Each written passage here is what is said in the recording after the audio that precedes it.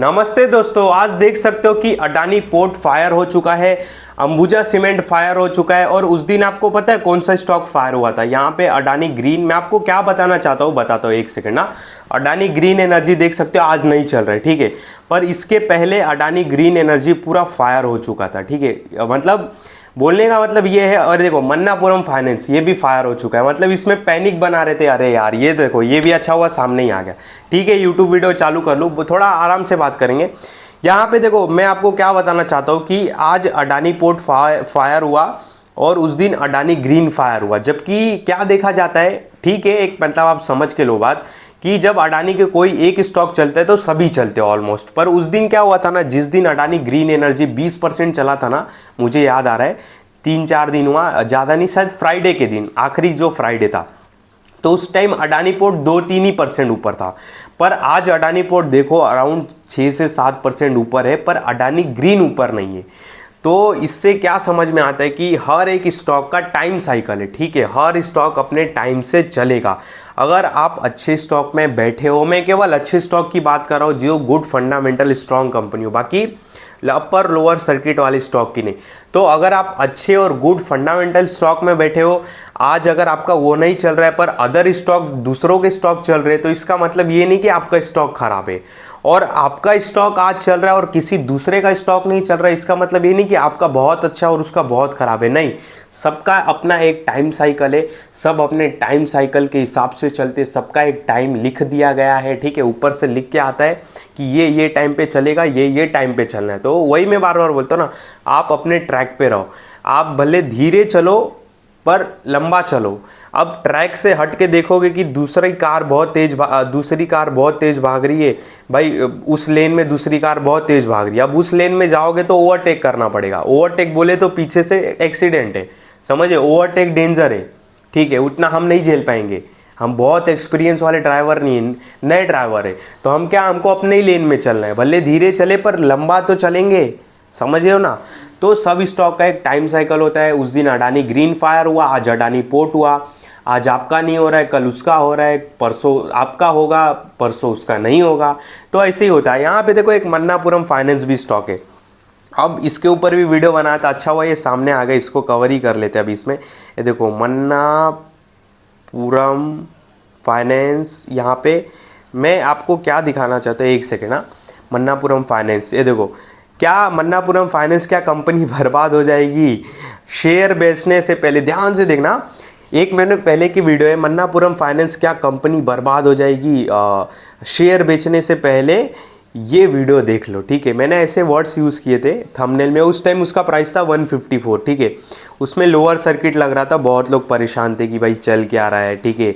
अब क्या, क्योंकि आरबीआई ने एक इनके ऊपर थप्पा लगा दिया था कि तुम अपनी कंपनी एक नई बंद कर दो, क्योंकि तुम बहुत अनसिक्योर्ड लोन वो कर रहे हो, ठीक है। तो स्टॉक मेरे ख्याल से ना कुछ 180 पे था, मुझे याद आ रहा है। 180 से गिर के 140 तक आ गया था और आज 167 का हाई भी मारा, तो आज 6-7% ऊपर भी है। तो एक टाइम वो था, एक महीना पहले, जब आरबीआई ने बोला कि तुम्हारी जो सब्सिडरी कंपनी है आशीर्वाद फाइनेंस करके, वो अनसिक्योर्ड लोन प्रोवाइड कर रही है, तो आज के बाद तुम लोन वगैरह नहीं बांटोगे, ठीक है। तो बहुत मैंने वीडियो तुरंत बना के बता दिया कि देखो भाई पैनिक होने की ज़रूरत नहीं है, एक शॉर्ट टर्म प्रॉब्लम है।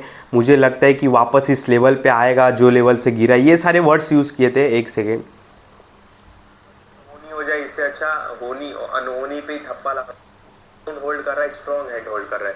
तो मुझको नहीं लगता कि इस स्टॉक को कुछ उन लोग होने देंगे, क्योंकि ये बड़े हैंड्स संभाल लेंगे सिचुएशन को बहुत अच्छे से, क्योंकि उनका भी बहुत पैसा लगा है। तो ऐसे ही तो स्टॉक को नहीं डूबने देंगे। और मुझे लगता है एक शॉर्ट टर्म प्रॉब्लम दिखाई दे रही है। रीज़न क्या है इसमें शॉर्ट टर्म प्रॉब्लम? क्योंकि सेम हुआ था कोटक महिंद्रा बैंक के साथ, जब सरकार ने बोला कि आप ऑनलाइन अब बैंक अकाउंट नहीं खोलोगे और क्रेडिट कार्ड नया जारी नहीं करोगे, ऐसा कुछ आया था न्यूज़, आप देख सकते हो कोटक बैंक का।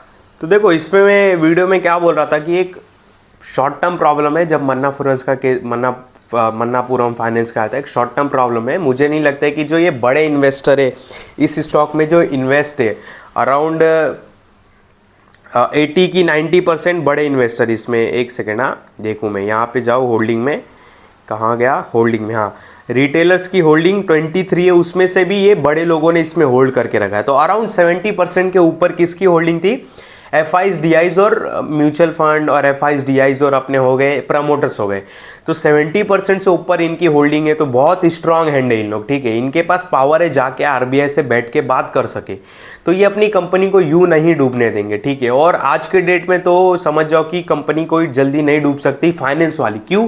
क्योंकि हाहाकार मच जाएगा। मतलब जो मैं देखो पॉलिटिक्स में नहीं जाना चाहता तो भी मैं बोल देता हूँ कि जो ऑपोजिशन में बैठे उनको एक मौका मिल जाएगा कि इनकी सरकार में ये बैंक डूब गया, ये डूब गया, तो सरकार अपना मतलब वो नहीं कराएगी, बेइज्जती नहीं कराएगी कि भाई हमारे गवर्नमेंट के अंदर ये सब कंपनी डूब जाए, वो भी आज की डेट में, जबकि इतना डिजिटल ज़माना हो गया है, इतने रूल रेगुलेशन है, इतने टैक्स लेती है सरकार, ठीक है।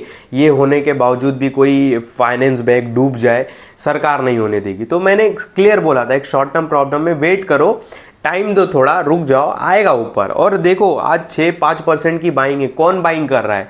जब आरबीआई ने थप्पा लगा दिया तो क्यों बाइंग कर रहे लोग, क्यों ऊपर जा रहा है, ठीक है। रीज़न बताओ ना क्यों जा रहा है ऊपर, आप समझो बात को, ठीक है।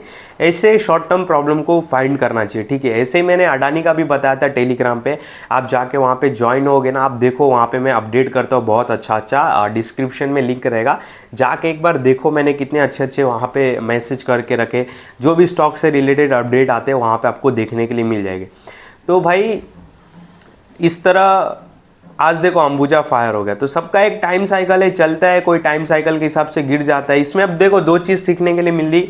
फर्स्ट कि सब अपने टाइम साइकिल के हिसाब से चलेंगे, जिसका जो टाइम साइकिल है चलेगा। ठंडी आएगा रम के स्टॉक भागेंगे, समझ गए। गर्मी आएगा पानी के स्टॉक भागेंगे, समझ गए। बारिश आएगा फर्टिलाइज़र के स्टॉक भागेंगे, समझ गए। ठंडी का टाइम आएगा सीमेंट के स्टॉक भागेंगे, समझ रहे हो। फिर बाद में दिवाली आएगा टाइटन के शेयर्स भागेंगे, समझ गए। दिवाली आएगा मोटर्स ऑटो के स्टॉक भागेंगे, समझ गए। तो ये अपना एक टाइम साइकिल सबका रहता है। मेटल्स रहता है, जब इंडस्ट्री में जीडीपी ग्रोथ अच्छी रहती है, इंडिया की ग्रोथ अच्छी रहेगी, इंफ्रा की ग्रोथ अच्छी रहेगी, तो मेटल्स के स्टॉक भागेंगे। तो ये अपना एक टाइम साइकिल है, इसको हमको अच्छे से फाइंड करना पड़ेगा, ठीक है।